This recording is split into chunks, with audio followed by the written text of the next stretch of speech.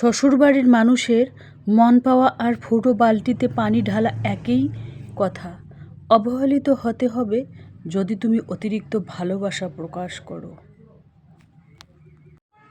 গ্রামের এক গৃহিণী হয়ে কিভাবে সংসার সামলে লাইলন ব্যাগের ব্যবসা শুরু করি গ্রামীণ জীবন, তো সেই ব্লগটাই আজকে তোমাদের কাছে আমি শেয়ার করব। তো নতুন দিনে নতুন আরেকটি ব্লগ ভিডিও নিয়ে হাজির আমি আপনাদের মাঝে সাভানা, ভারতের ছোট্ট একটা গ্রাম শীতলকুচি জেলা থেকে বলছি। তো welcome back to my channel. আসসালামু আলাইকুম। তোমরা সবাই কেমন আছো? আমি আশা করি তোমরা সকলেই ভালো আছো। আলহামদুলিল্লাহ আমিও ভালো আছি, আর আমার পরিবার পরিজনদের নিয়ে আলহামদুলিল্লাহ আমি ভালোই আছি। আর আমার প্রাণপ্রিয় কলিজা আপু ভাইয়েরা তোমরা সবাই কেমন আছো? আমি আশা করি তোমরা সকলে ভালো আছো। তো বরাবরের মতো না ব্লগটা আমি সন্ধ্যা থেকেই শুরু করে দিলাম। তো চলো ব্লগটা দেখতেই থাকো, আশা করি খুবই ভালোই লাগবে।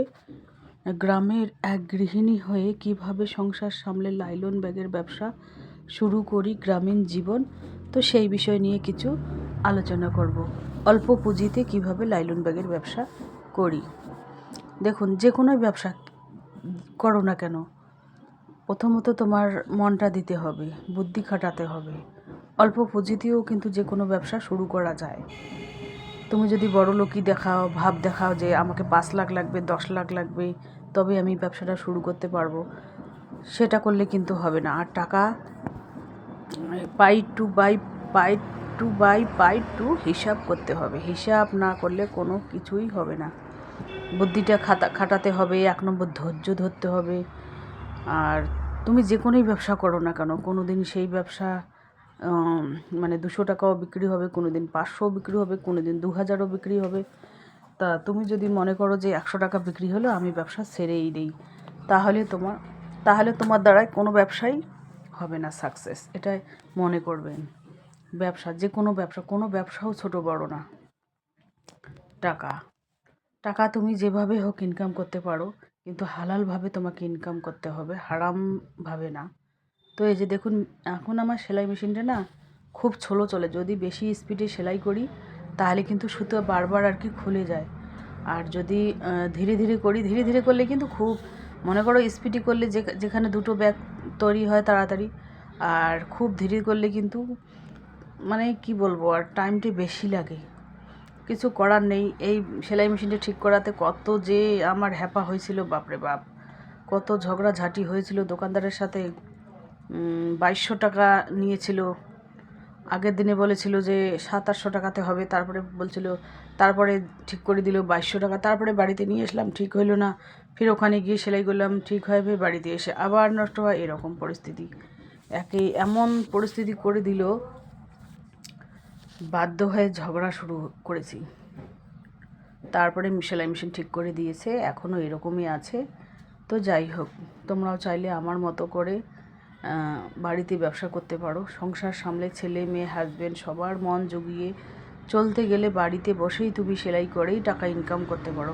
কারণ কোনো পুরুষ পছন্দ করে না তুমি বাইরে গিয়ে কোনো ইনকাম করো।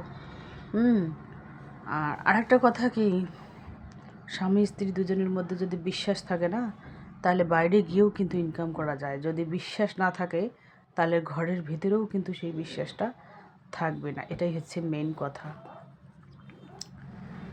তো এই যে দেখতেই পাচ্ছেন, আমি এভাবে কিন্তু ব্যাগ সেলাই করি। স্পষ্টভাবে দেখা যাচ্ছে। আমি কিন্তু ফেস দেখাই না, ফেস ছাড়াই কিন্তু ব্লগ করতেছি। যাই হোক, আমার এখনও $10 হয়নি। $10 হলেই কিন্তু গুগল অ্যাডসেন্স আমি পেয়ে যাব আলহামদুলিল্লাহ। কিন্তু $10 হয় নাই, তো হবে আর কি, খুব শীঘ্রই হবে। দোয়া করবেন। তারপরে জানি না কতদিনে কি হবে, $100 হবে, তখন তুলতে পারবো। বাপরে বাপ, মানে ভিডিওতে ভিউ কম থাকলে এরকমই হয়। ভিডিওতে ভিউ বেশি হলে কিন্তু কোনো ব্যাপার না। তো যাই হোক, এভাবে চালিয়ে, ইউটিউবের একটা নিয়ম, ইউটিউব প্ল্যাটফর্মটা এমনই একটা জিনিস, এভাবে ধীরে ধীরে মানে চালিয়ে যাও। একদিন যদি মনে করো একটা ভিডিও যদি ভাইরাল হয়, 1 মিলিয়ন হয়, তাহলে তোমাকে কোনো শক্তিও আটক করার নেই, তোমাকে ভাইরাল হতে কেউ আটক করার মতো নেই। এটাই হচ্ছে মেন কথা। তো এখন তো আলহামদুলিল্লাহ ঈদ বেরিয়েছে, তো মানে এখন তো আর অত কাজের চাপ নেই, তো ভাবছি যে না সেলাই করব। তো ভাবছি যে লাইলন ব্যাগই সেলাই করব না চুড়িদার নাইটি ওইগুলো সেলাই করব, ওইটাই ভাবছি আর কি কী করব সেটাই ভেবে উঠতে পারছি না। আর একটা কথা, নিজের সুখের চাবিকাঠি অন্য কাউকে দিতে নেই। নিজের যেটা ইনকাম 10 টাকা তো তুমি ইনকাম করতে পারো, সেই ইনকামের যে একটা ঘাঁটি বা সোর্স বা স্বপ্ন বা সেই কিভাবে তুমি ইনকাম করতেছো সেটার একটা মানে একটা পার্সোনাল একটা ব্যাপার থাকে, সেটা তো সবাইকে শেয়ার করা সম্ভব না, তাই না? তো এই যে দেখতেই পাচ্ছেন আমি কিভাবে লাইলন ব্যাগ সেলাই করি। যদি ক্যামেরাম্যান থাকতো তাহলে তোমাদের ভালোভাবে আমি দেখাতে পারতাম। যেহেতু ক্যামেরাম্যান নেই, আমি নিজেই মানে মোবাইল সেট করে রেখে নিজেই আর কি সেলাই করতেছি। তো চলো, আমি তো দিনের বেলা টাইম পাই না ব্যাগ সেলাই করার জন্য। ওই সন্ধ্যার দিকে একটু মাগরিবের নামাজের পরে একটু টাইম পাই 1-2 ঘন্টা। তো এসেই 1-2 ঘন্টাও টাইম পায় না। কোনো মেহমান আসলো, ব্যাগ সেলাই করা বন্ধ করে দিয়ে গল্প শুরু করে দাও। গল্প শুরু করি, এই মেহমানদের চা পান সুপারি গল্প 1 ঘন্টা 1.5 ঘন্টা তো যাই। তো 8টা 8:30টায় মেয়ে দোকান বন্ধ করে, তখন আর দোকান বন্ধ করার পর যে একটা এনার্জিটা নষ্ট হয়ে যায় ব্যাগ সেলাই করার জন্য, সেই জন্য আর কি হয়ে ওঠে না আর কি। তো কারেন্ট চলে গিয়েছিল, এখনই আসলো আর কি।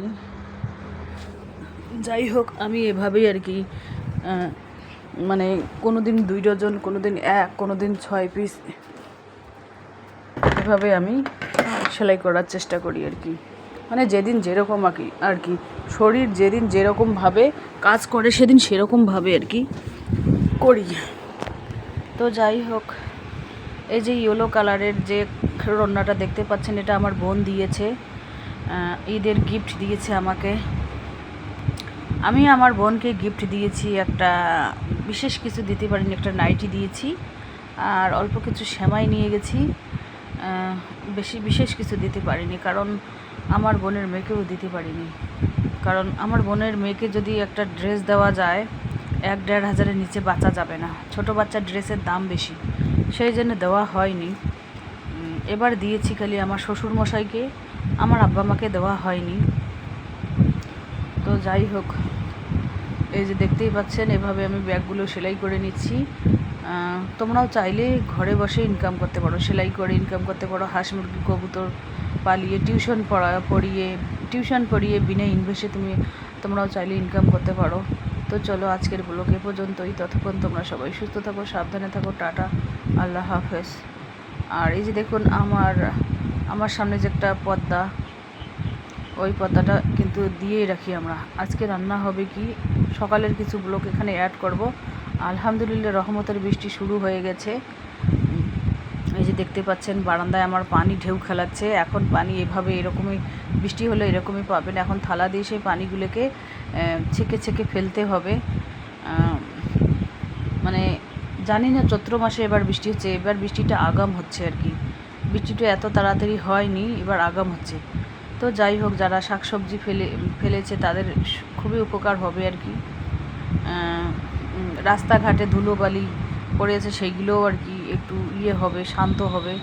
যাই হোক, আজকে রান্না হয়েছে কি, একটু মটন দিয়ে আলু করেছি, মাছ দিয়েছে, সেই মাছ একটু ভাজা করেছি আর ভাত।